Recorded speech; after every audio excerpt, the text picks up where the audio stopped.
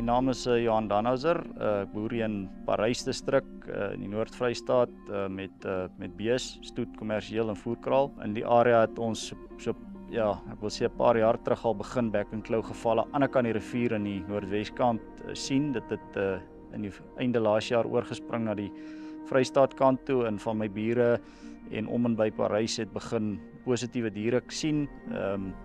So toe die ding my tref, die reaksie is natuurlik skrik jy eers. En ek dink is meer omdat ons nie baie kundig is met die siekte nie. Dis 'n nuwe ding vir ons land. So meeste boere het dit nog nooit gesien of teëgekom nie. Ek dink nou laat daar so baie mense dit al deur is, ons word amper nou gesou daarteen. Ek dink ook die bang en vrees vir die siekte is besig om by die boere pad te gee en ek dink is 'n goeie ding. Want dit help nie ons is bang vir die ding nie, ons moet hom beklei, want dit is hoe jy jou verliese beperk en hoe jy jouself beskerm sielkundig, want dit het 'n sielkundig impak op 'n ou as jy op diere swaar kry. As een koe in 'n trop maar raak en seer is en swaar kry, is dit klaar erg, maar as jy daar kom en daar is die helfte van jou koeie krippel en seer en kry swaar, dan is dit 'n emosionele impak op 'n boer.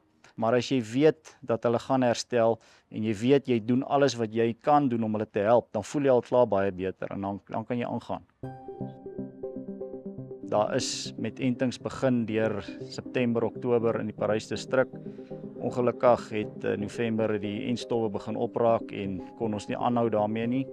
Ek het self nader aan Vredefort se kant toe kommersiële diere gehad wat positiewe tekens gewys het en ons het die eerste fase geënt. Die tweede fase is nooit toegedien nie want die entstof het opgeraak. Die diere het herstel van hulle eerste fase van die siekte. Hulle het toe weer na Kersfees begin hulle tweede keer die siekte wys en het vir die tweede keer gekry. Dit was alles 3-in-1 koeie met groot kalvers wat swaardragtig was. Hulle het die tweede keer weer herstel van self en dit baie goed hanteer. Daar was minimale verliese, geen aborsies gehad op enige van die diere nie. Daar het so 2 van die ouer koeie wat krippel was wat ons moes uitsit wat nie meer kon loop nie. Maar verder het ons geen skade gehad nie. Die koeie is nou tans weer besig om te kalf en die kalfies is gesond. Ek neem maar aan hulle het goeie biesmelk gekry en wat die siekte bietjie sal weerstaan. Maar ja, dit gaan eintlik goed met die diere tans en ons sal nou sien wat die toekoms vir hulle inhou. Van die voorkomingsmaatreëls wat ons toegepas het, was ons baie gelukkig eintlik. In November is eintlik ons tyd wanneer ons in elk geval die diere vir borsluise behandel met ivermectin, as ook multimin toedien, skoon spoorelemente en vitamine A, D en E. Dit het maar toevallig so gebeur dat dit die perfekte behandeling is op daai stadium. Ons het nie geweet nie, dit was maar toevallig. Nou wat ons weet, wat die veearts met ons gedeel het met ondervinding wat hulle gekry het, is dat jou beste toediening wat jy kan gee vir die diere is om hulle immuunstelsels te boost en daardeur is spoorelemente toe te dien, vitamine A en E en natuurlik jou ivermectin om hulle skoon te hou van parasiete is kardinale belang. En as jy dit doen, dink ek het jy 'n groot stap gegee. Die diere ly aan 'n selenium tekort, so jy moet jou selenium aanvul. Die sink en die goed help ook om seerplekke vinniger te genees en dit help ook baie om die hoewe te beskerm teen wat die back and claw mos maar 'n groot uitdaging is. Biosekuriteit het ons natuurlik soos almal kalk gestrooi op die paaie. Ons het karre gespuit links en regs. Dit was verskriklik. Ons voerkraal maak gewoonlik oor Kersfees skoon.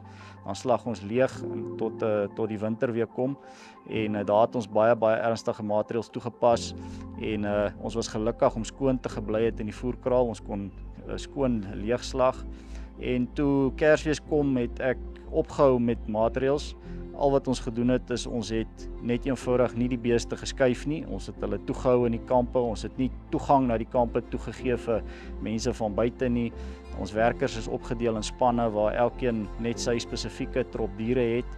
En sodoende het ons eintlik maar biosekuriteit toegepas, maar sonder dat dit ons geld gekos het, want dit is maklik om te sê ons moet spuit en ons moet dit, maar dit kos geld.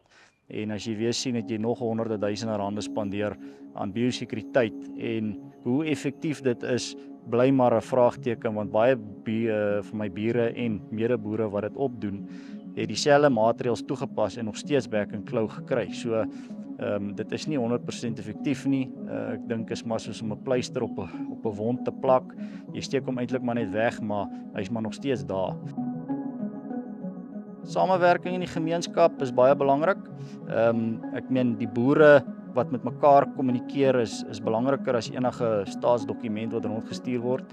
Hoe ons mekaar help op die beste manier is om ons vee uit mekaar uit te hou. As jy en jou buurman kan kommunikeer, as jou kos klaar raak en jou beeste moet skuif na 'n kamp langsaan toe, vra jy jou buurman asseblief skuif jou beeste net aan, laat ons nie te mekaar is nie. Dis maar die basiese goed wat ons doen en dis gelukkig al goed wat met trieg en BM en allerlei siektes in elk geval van toepassing is op beesplase. Jy het maar 'n kommunikasie wat jy met jou bure het. Ons probeer mekaar se diere laat die bulle en die goed nie beklei nie, probeer nie maar uit mekaar uithou. Die ding het dit net nog verskerp en die belangrikheid daarvan beklemtoon. Die staatsveeartse het ons baie goed mee saamgewerk. Hulle was vinnig, hulle reaksie was goed. Ons is gelukkig aan die Vrystaat kant. Ons staatsveeartse is, ek dink, van die beste in Suid-Afrika. Ek het vriende in die Noordwes kant wat nie ver van my af boerie wat hulle ondervinding van die Noordwes kant af was absoluut verskriklik. Jy kan nie glo waardeur hulle moes gaan nie. Ons het maklik ons entings gekry. Dis net jammer dat dit opgeraak en dis eintlik maar waar die probleem lê. Ons het nou wel aansoek gedoen om nuwe enstowwe te kry. Ons verkies die Turkye enstof. Die Argentynse enstof is 'n goeie enstof, maar hy dek net SAT1 en 2. Ek wil graag die Turkye enstof hê. Ek voel en my veearts voel ook dis die beter enstof vir ons om die pad vorentoe te vat. So ons sien uit daarna. Ek hoor daar is van hom op pad. So kom ons hoop dit gebeur want ek sal graag van hom my beeste wil toedien. Hoe die saak hanteer is deur die staat is natuurlik vir alle boere 'n groot tamaletjie. Ons is almal kwaad, ek is deel daarvan, ek is ook kwaad. Maar om kwaad te bly gaan niks oplos nie. Ons moet die oplossing kry. As die staat maar net 4 jaar, 5 jaar terug die stappe geneem het wat hulle nou geneem het, dan was ons nou al eintlik deur die stelsel en dan was die helfte van die probleem al van die 10 jaar plan al daar gewees. Jammer hulle het nie geluister nie. Daar was veeartse wat artikels geskryf het en hulle gewaarsku het en vir hulle die plan gegee het wat hulle moet volg. Daar is gesloer. Ek weet mense neem die minister van Landbou baie kwaadlik, maar ons moet ook onthou hy was nie daai tyd hier gewees nie, so dit is 'n probleem wat hy geërf het. Natuurlik is hy ook verantwoordelik soos almal wat daar sit, so hy moet nie wegkruip daarvan nie. En ek voel hierdie probleem waarmee ons nou sit gaan oor 10 jaar eintlik as 'n blessing in disguise gesien word, want al hoe ons back and claw in Suid-Afrika kan vir eens en vir altyd wen is deur nasionale enting van die kudde. En al hoe ons dit gaan werk of reg kry is deur 'n absolute katastrofe. En dit is waar ons nou is. Die regering is forceer om hierdie ding nou oop te maak en hopelik oor 10 jaar kyk ons terug en ons sê hierdie ding was eintlik 'n goeie ding en nou kan ons die vrugte pluk vir die pyn wat ons nou trotseer. Die impak wat back and claw finansiëel op ons en alle boere het, nie net beesboere nie, alle boere, is natuurlik onmeetbaar. Die grootste probleem is die bestuursdilemma wat jy het. Jy kan nie jou beeste van plaas wissel nie, jy kan nie jou bulle by die koeie gaan insit nie, jy kan nie beeste uithaal nie, jy kan nie jou kalvers speen op die tyd wat jy wil speen nie. So dis 'n absolute bestuursnagmerrie. En wat dit jou gaan kos op die langtermyn is onmoontlik om te meet. Finansiëel word almal in beesbedryf geraak want veilinge is toegemaak, niemand hou meer veiling nie. So ek meen natuurlik is dit 'n groot verlies. Ek is self 'n stoetboer, ek moes my eie veiling stop omdat Parys gekwarantyne is. Ek kan nie veiling hou in Parys nie, so en jy weet die veilings, meeste boere wat hulle veilings stop, het nie back and claw nie, maar ons almal het gevoel as een man dat is tyd laat ons die verantwoordelike ding doen en die regte ding doen. En veilings toe te maak en op te hou om diere rond te skuif is die regte ding om nou vir die tyd te doen. Vorentoe sal ons weer kan veilings hou. Natuurlik hoe die back and claw protokolle gaan wees vorentoe weet niemand nie. Daar is nog nie duidelikheid van die staat nie. Elke week is daar 'n nuwe dokument. Niemand weet wat is werklikheid, wat is fiksie en wat is wat nie. Hopelik in die toekoms as ons meer weet, kan ons regulasies skryf wat nie so groot finansiële probleem vir mense sal wees nie.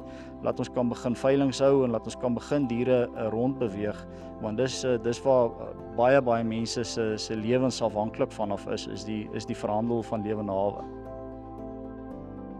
Bron van inligting in die situasie is jou plaaslike veearts, jou wil ek amper sê jou huisdokter, jou plaasdokter waarmee jy al jare stap, wat jy vertrou, jou belangrikste persoon.